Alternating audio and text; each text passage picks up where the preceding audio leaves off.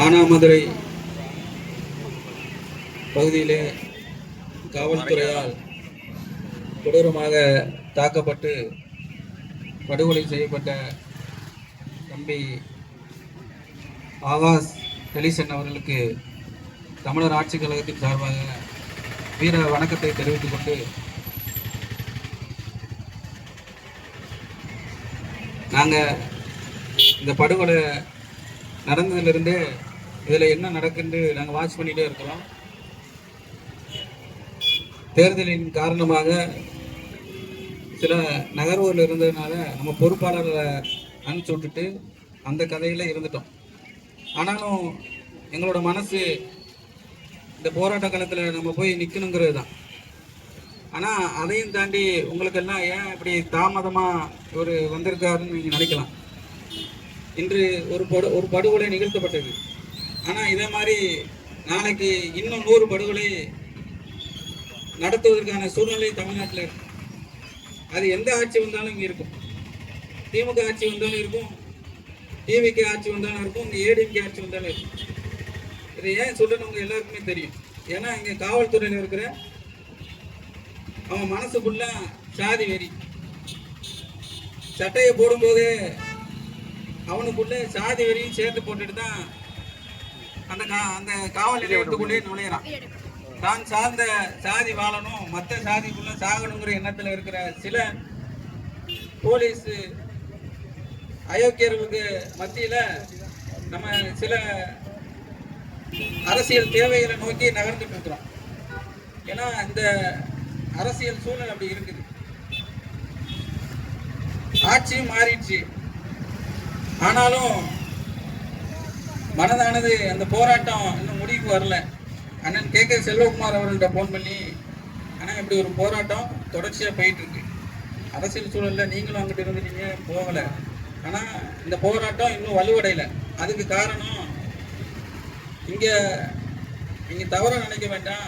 இப்போ உள்ள போராட்ட காலங்கள் ஃபுல்லாகவே எப்படி இருக்குது அப்படின்னா, வந்து ஒரு ஃபோட்டோ எடுக்க, ஒரு ஸ்டேட்டஸ் வைக்க, மறுநாள் அது ஃபேஸ்புக்கில் பதிவு போட, அந்த தொடர்ச்சியாக அந்த போராட்டம் வலுப்பெற ஒரு சூழலில் இல்லை. அதற்கு சில நடவடிக்கைகள் இங்கே முன்னெடுக்கணும். பக்கத்தில் இன்னொரு இதே மானாமதுரை எல்லைக்குட்பு பகுதியில் இந்த அஜித்னு ஒரு தம்பி, அவரும் படுகொலை செய்யப்பட்டார். அதற்கு உண்டான வேகம் இந்த படுகொலையில் இல்லை. அப்போ இங்கே தென் மாவட்டத்தில் தேவேந்திர குல வேளாளர் இறந்தா ஒரு நியாயம், மற்ற சாதியில் ஒருத்தன் இறந்தா ஒரு நியாயமானு இங்கே பார்க்க வேண்டியிருக்கு. அப்போ நம்ம யாரோட நின்று இந்த போராட்டத்தை சந்திக்கணுங்கிற தேவையும் இதில் இருக்கு. இதில் அண்ணன் கே செல்வகுமார் எப்போதுமே அவர் பிறந்தது தான் முத்தரை நன்மை தவிர அவர் நம்மளுக்கானவர் மட்டும்தான். எப்போதுமே அது என்ன போராட்டமோ, ஒரு நல்லதோ கெட்டதோ, ஆனால் இதுக்கு போகணுன்னே நீங்கள் வந்துருங்கன்னா வந்துடுவார். இப்படியான ஆளுகளை வச்சுட்டு தான் அந்த போராட்ட களத்துக்குள்ளே நம்ம போகணும். இப்போ தம்பி வழக்கறிஞர் பிரகாஷ்ட நான் வரும்போதே கேட்டுட்டு வந்தேன், இதில் என்னென்ன பிரச்சனை ஓடிட்டு இருக்கு, இதில் மேற்கொண்டு என்ன நகர்வுகளை கொண்டு போகணும். இதில் இந்த 14 அக்யூஸ்டு, அவங்க போலீஸ் கிடையாது, அவங்க அக்யூஸ்டு தான். அவங்க பேரை இன்னும் சேர்க்காம வச்சிருக்கிறாங்க. நான் என்ன சொல்றேன், ஒரு உயிர் போயிடுச்சு, அது யாரால போனுச்சுன்னு சொல்லி அந்த எஃப்ஐஆர்ல அவங்க பேரை சேர்க்கணுமா வேணாமா? அப்படி இதுல ஏன் தாமதம்? நான் என்ன சொல்றேன், நீங்க 1.25 லட்சம் போலீஸ் இருக்கீங்க. இந்த 16 பேர் ஜெயிலுக்கு போறதுனால இந்த போலீஸ் ஃபுல்லாக கெட்ட பேர் ஆக போகிறது கிடையாது. ஆனா நீங்க சேர்க்காதனால அத்தனை போலீஸுக்குமே இங்க கெட்ட பேர் வந்து சேர்ந்துடும். இப்படிதான் சாத்தாங்குளம் பிரச்சனையிலும் அந்த வியாபாரியை அடிச்சு கொண்டு போலீஸுக்கு கெட்ட பேரை ஏற்படுத்தி கொடுத்துட்டாங்க. இப்போ இங்க அந்த அஜித் பிரச்சனையிலையும் அந்த மாதிரி பிரச்சனை.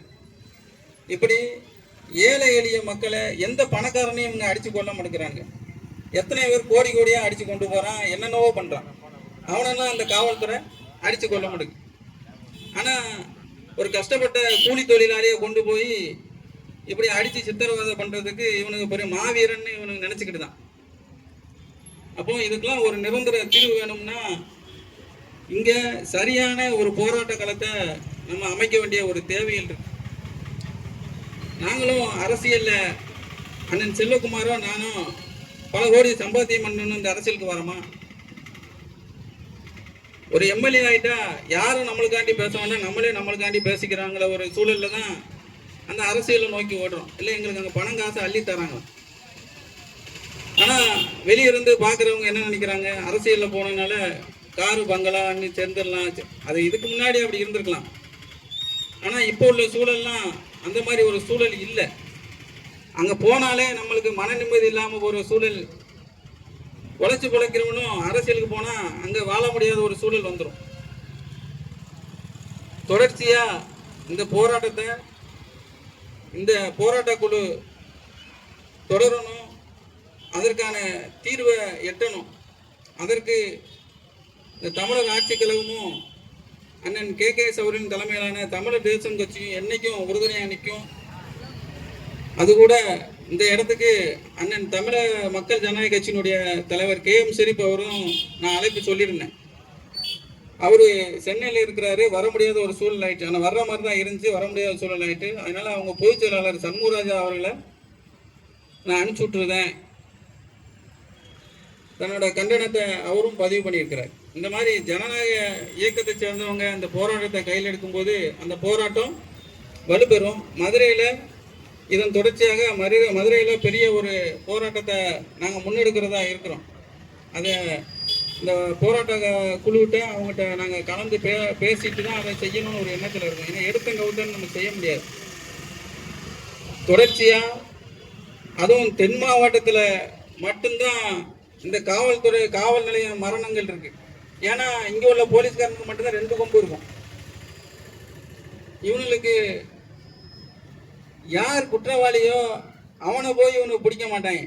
ஆப்போசிட்ல யார் பாதிக்கப்பட்டிருக்கானோ அவனை தான் பிடிப்பான், அவன் மாதிரி தான் எஃப்ஐஆர் போடுவான். இது இன்னைக்கா நடக்கு. 80 காலகட்டத்திலிருந்து இன்னைக்கு 2026 ஆயிடுச்சு. இன்னைக்கும் அவன் என்ன செய்யறான், இவன் அடிச்சவனுக்கும் வழக்கு, அடி வாங்கினவனுக்கும் வழக்கு. இதை ஒரு ஸ்ட்ராட்டஜியாவே வச்சிருக்கிறான். 2 பக்கமும் கேஸ் போட்டாதானே இந்த பிரச்சனைகள் முடிவுக்கு வருண்டு. அப்போ இதே மாதிரி ஒரு தற்குறித்தனமான ஒரு விஷயங்கள் ஃபுல்லாக காவல்துறை தொடர்ச்சியாக செய்யுது. இந்த அரசாட்டம் வருங்காலங்களில் காவல்துறையில் நெறிப்படுத்தி இந்த மாதிரி ரவுடிகளை காவல்துறை பணியில் சரியாக வைக்கணுங்கிறத கூறி காவல்துறைங்கிற மானாமதுரை காவல்துறை பகுதியினுடைய காவல்துறைக்கு எங்களுடைய கண்டனங்களை பதிவு செஞ்சு இந்த 16 பேரையும் குற்ற வழக்கில் சேர்க்கணும், அவங்களை கைது செய்யணும்னு சொல்லி என்னுடைய உரையை முடிக்கின்றேன். நன்றி, வணக்கம். அடுத்தபடியாக தமிழர் தேசம் கட்சி ஆகாஷ் வாலிசன் படுகொலையை கண்டித்து தமிழக மக்கள் ஜனநாயக கட்சியுடைய மாநில பொதுச் செயலாளர் அண்ணன் சண்முகராஜா அவர்கள் கண்டன உரையாற்றுவார். இந்த போராட்டத்தை தொடர்ந்து நடத்தி கொண்டிருக்கும் போராட்ட குழுவிற்கு தமிழக மக்கள் ஜனநாயக கட்சியின் சார்பாக நெஞ்சார்ந்த வாழ்த்துக்களை முதல்ல தெரிவிச்சுக்கிறோம். ஏன்னா ஒரு இறப்பு நடந்து 73 நாள் ஆயிடுச்சு. 73 நாள் வரைக்கும் இந்த அரசாங்கம், இதற்கு முன்னால் இருந்த திமுக அரசு ஆட்சியில் நடத்தப்பட்ட இந்த கொடூர கொலை, காவல்துறையால் அடித்து கொல்லப்பட்ட ஒரு கொலை. இந்த கொலைக்கு எஃப்ஐஆர் பதிவு பண்ணி அதற்கு காரணமாக இருந்த அந்த 16 காவலர்களை, 16 அதிகாரிகளை இன்று வரை நீங்க வந்து நீதிமன்றத்திலையும் சொல்லி எஃப்ஐஆர் போட சொல்லி கைது பண்ண சொல்லியிருக்காங்க. அப்படி இருந்தும் திமுக அரசு, ஆளுகின்ற திமுக அரசு, இதற்கு முன்னால் ஆண்ட திமுக அரசு அதை வேலையை செய்யலை. அந்த வேலையை செய்யலைன்னா இது என்ன நோக்கத்துக்காக செய்யலைன்னு கேட்டீங்கன்னா, இதுல சாதியினுடைய உச்சகட்ட என்ன சொல்றது, சாதியினுடைய உச்சகட்ட அதிகார வரம்பு இருக்குதுல. நீங்க நல்லா சிந்திக்கணும். தோழர் சொன்ன மாதிரி இது தென்பகுதியில தான் இந்த ஆணவ படுகொலைகள், இந்த அதிகார படுகொலைகள் எல்லாமே தென்பகுதியில தான் நடந்துகிட்டு இருக்கு. இதை கேட்கறதுக்கு நம்ம சமூகங்கள்ல அமைப்புகள் இருக்கு, கட்சிகள் இருக்கு, எல்லாமே இருக்காங்க. ஆனா இதை அதிகார ரீதியாகவும் சரி, நம்ம ஆட்சி அதிகாரத்திலும் சரி கேட்பதற்கான எந்த ஒரு பெரிய ஒரு பலமும் இந்த சமூகத்துக்கு கிடையாது. முதல்ல அதை நம்ம உணர்ந்துக்கிறோம்னு அதை ஒத்துக்கிறோம். முதல்ல இந்த சமூக மக்கள் அதை முதல்ல ஒத்துக்கிட்டீங்கன்னா தான் நம்ம அடுத்த கட்ட நிலைமைக்கே போக முடியும். ஏன்னா ஒவ்வொரு சமூகத்துக்குள்ளேயும் வர்ற இளைஞர்கள் படிச்சு இன்னைக்கு நல்ல ஒரு இடத்துல போய் செட்டில் ஆயிடுறாங்க, அதிகாரத்துக்கு போயிடுறாங்க, எல்லா இடத்துக்கும் போயிடுறாங்க. இந்த தேவேந்திர குல வேளாளர் சமூகம் வந்து இன்னும் வந்து அந்த மாதிரி ஒரு இடத்த வந்து இன்னும் அடையல அந்த வர்ற இளைஞர்கள். அப்ப இருக்கிற தலைவர்களும் சரி, அந்த பகுதிகளில் வாழ்கின்ற தலைவர்கள் என்று சொல்லிக்கிற தலைவர்களும் சரி, அந்த பகுதியில் வாழ்கின்ற இளைஞர்களை முதல்ல வந்து அதிகார பயிருக்கு கொண்டுட்டு போகணும், கல்வி ஒரு ஊத்தணும். இதெல்லாம் தாண்டி நமக்கு இருக்கு இந்த 73 நாள் வரை நம்ம போராடுறோம். இதே வேற சமூகமா இருந்தா 73 நாள் போராடுவாங்க. கொஞ்சம் சிந்திச்சு பாருங்க. நீ உங்க மனசாட்சிக்கு எல்லாருக்குமே தெரியும். வேற சமூகமா இருந்தா ஒரு படுகொலை நிகழ்த்தப்பட்டு 16 பேரை இது வரைக்கும் அரெஸ்ட் பண்ணல, ஒரு கொலை குற்றவாளிகள் நம்மள மாதிரி ஒரு சாதாரண ஒரு சின்ன ஒரு தவறு பண்ணிட்டா அந்த காவல்துறை நம்ம விட்டுருமா? சின்ன தவறு பண்ணிட்டாலும் உடனே வீட்டுக்கு தேடி வந்து உடனே எஃப்ஐஆர் போட்டு உடனே ரிமைண்ட் பண்ணுவாங்க. ஒரு கொலை நடத்தப்பட்டிருக்கு, அந்த கொலைக்கான வந்து காரணம் வந்து 16 அதிகாரிகள் தான் என்று நல்லா வெளிச்சமா தெரியுது. இதை தாண்டி வந்து நம்மளால வந்து இதுவரை ஒண்ணுமே செய்ய முடியல. ஆனா போராட்டம்ன்ற ஒரு ஒன்றை மட்டும் தான் நம்ம கையில வச்சிருக்கோம். இதை தாண்டி அதிகாரத்தை வந்து நம்ம பயன்படுத்தி அவங்களை அரெஸ்ட் பண்றேன்னு அப்படின்னு சொல்ற அளவுக்கு நமக்கு யாருமே இன்னும் வந்து அந்த ஒரு அதிகார பயிர்வு இல்லை. இல்லைன்னா வந்து எந்த வழியிலாவது நேரம் வந்து அந்த 16 பேரை அரெஸ்ட் பண்ண வச்சிருப்பாங்கல்ல. தேவேந்திர சமூகம் இல்லாம இது வேற சமூகமா இருந்தா கண்டிப்பா நடந்திருக்கும். அப்ப இந்த போராட்ட களம் வந்து இன்னும் நம்ம வந்து இதை தொடர்ந்துகிட்டே போக கூடாது. இது 23 நாள் வந்து இன்னும் 80 நாள் 100 நாள் போகாம இந்த போராட்டத்தை வந்து வீரியப்படுத்தணும். இந்த அரசுக்கு வந்து இப்ப ஏற்றுக்கின்ற தமிழக வெற்றி கழக அரசுக்கு முன்னால் நடந்த கொலைகளை பற்றியும் இந்த அதிகாரிகள் செய்த அட்டூழியத்தை பற்றியும் ஒரு குழு அமைக்கப்பட்டு புதிதாக களம் கண்டுள்ள தமிழக வெற்றி கழகத்தினுடைய முதலமைச்சர் ஜோசப் விஜய் கிட்ட வந்து ஒரு அறிக்கையா நீங்க வந்து ரெடி பண்ணி இந்த மாதிரி 16 பேர் மேல எஃப்ஐஆர் போட சொல்லணும்னு சொல்லி ஒரு குழு அமைச்சு நீங்க போய் வந்து முதலமைச்சரை பார்த்து வந்து ஒரு மனு கொடுங்க. ரெண்டாவது, அதற்கு இன்னும் வந்து இந்த வந்த அரசு வந்து அவங்க மேல வந்து விசாரணை கமிஷன் வைக்கல, அரசு பண்ணலைன்னு சொன்னா இந்த போராட்டத்தை தேவேந்திர வேளாளர் மக்கள் தமிழகம் எங்கும் பறந்து விரிந்து கிடக்கிறாங்க. நீங்க ஒரு பகுதி மட்டும் கிடையாது, தென் மாவட்டம் மட்டும் கிடையாது, கிட்டத்தட்ட இருக்கிற 38 மாவட்டத்திலையும் அடர்த்தியா வாழக்கூடிய மாவட்டங்கள்லாம் நிறைய இருக்கு. கிட்டத்தட்ட 25-30 மாவட்டங்கள்ல அடர்த்தியா வாழக்கூடிய தேவேந்திர வளர்த்தியா வாழக்கூடிய மாவட்டங்கள் நிறைய இருக்கு. நமக்காக போராடக்கூடிய அண்ணன் தமிழ் தேசம் கட்சியினுடைய அண்ணன் செல்லகுமார் மாதிரி ஒரு ஆதரவு அளிக்கக்கூடிய நட்பு சக்திகள் நிறைய வந்து நமக்கான ஆதரவுகளை வந்து இந்த போராட்ட காலத்துல வந்து தெரிவிச்சுட்டு போயிருப்பாங்க. நிறைய தெரிவிச்சுட்டு இருக்காங்க. இப்ப அந்த மாதிரி நட்பு சக்திகளை ஒன்றிணைத்து இந்த போராட்டத்தை வீரியப்படுத்தணும். நமக்கு முறையா நம்ம வந்து என்ன செய்யறோம் வந்து ஐவேலுக்கு வந்து போராடி ஒரு தீர்வு கிடைக்கும் பார்த்தோம். இல்ல, நீங்க மக்களுக்கு இடைஞ்சல் இல்லாம ஒரு போராட்டம் பண்ணுங்கன்னு சொன்னாங்க. அதையும் நம்ம சரின்னு சொல்லிட்டு 73 நாளா ஒரு இடத்துல வந்து டென்ட் போட்டு உட்கார்ந்து டெய்லி நம்ம வந்து அரசுக்கு வந்து அரெஸ்ட் பண்ணுங்க, அவங்களை வந்து எஃப்ஐஆர்ல வந்து சேருங்க அப்படின்னு சொல்லிட்டு ஒவ்வொரு தலைவர்களா கூப்பிட்டு கண்டன பதிவு பண்ணிட்டே தான் இருக்கோம். இது கண்டன பதிவு பண்ணி இந்த போராட்டம் வந்து நீத்திடக்கூடாது. உடனடியாக அதுக்கான வேலையை செஞ்சு நீங்க சரியா செய்யல, நீங்க அரெஸ்ட் பண்ணல அப்படின்னு சொன்னா ஒரே நேரத்துல 38 மாவட்டத்திலையும் ஆயிரக்கணக்கான பேர்களை கூப்பிட்டு ஒரு மாவட்டத்தினுடைய தலைநகர்ல ஒரு மிகப்பெரிய ஒரு ஆர்ப்பாட்டத்தை செய்யணும்.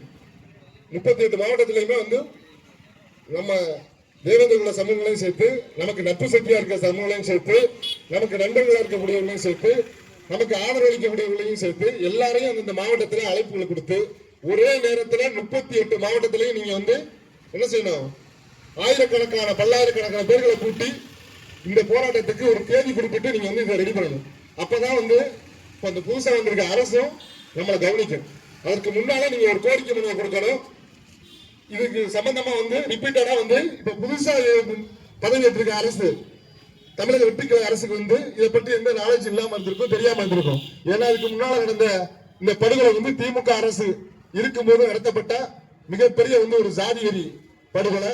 இந்த ஜாதி வெறி படுகொலைக்கு இப்ப வந்திருக்க அரசுக்கு நம்ம வந்து முறையா வந்து ஒரு குழு அமைச்சு அதை வந்து தெரியப்படுத்தி அதுக்கு அவங்களும் நமக்கு சரியா வந்து ஒரு 10 நாளைக்குள்ளயோ 15 நாளைக்குள்ளயோ நீங்க கொடுக்கிற ஒரு நாட்களுக்குள் ஒரு சரியான ஒரு தீர்வு வரல அப்படின்னா மாவட்டம் தோறும் ஒரு பெரிய ஆயிரக்கணக்கான பேர்களை கூப்பிட்டு நீங்க மிகப்பெரிய இந்த போராட்டத்தை வீரியப்படுத்தினா மட்டும்தான் அந்த 16 பேர் மேல நடவடிக்கை எடுப்பாங்க. இல்லைன்னா நீங்க இங்க உட்காந்து 73 நாள்ல 365 நாள், ஏன்னா வருட கணக்கில் நடந்த போராட்டம்லாம் உங்களுக்கு தெரியும். விவசாய போராட்டம்லாம் கிட்டத்தட்ட வந்து வருஷ கணக்கில் நடந்திருக்கு.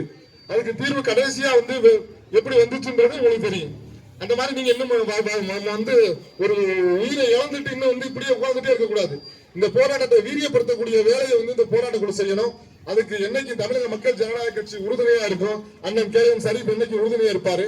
இந்த மாதிரி படுகொலைக்கு நம்ம எங்க இருந்தாலும் தமிழ்நாட்டுல எங்க நடந்தாலும் கண்டன பதிவு தமிழக மக்கள் ஜனநாயக கட்சி செய்யும். எந்த மக்களுக்கு நடந்தாலும் தமிழக மக்கள் ஜனநாயக கட்சி உறுதியோட இருக்கும் என்று சொல்லி வாய்ப்பளித்தமைக்கு நன்றி கூறி விடைபெறுகிறேன். அடுத்தபடியாக